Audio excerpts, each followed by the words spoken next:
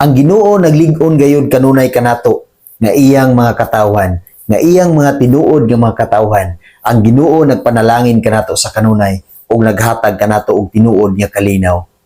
Salmo 29 bersikulo 11. Ang Ginoo naglig-on sa iyang katawhan ug naghatag kanilang kalinaw.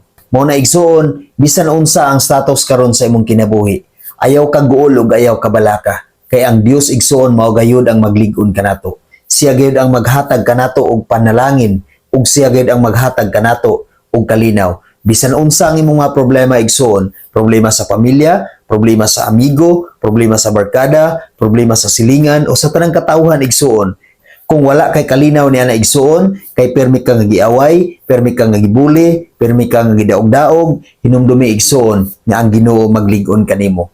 Hinumdumi igsuon nga ang Ginoo magpanalangin kanimo, og hinumdumi igsuon nga ang Ginoo maghatag kanimo og tinuod nga kalinaw.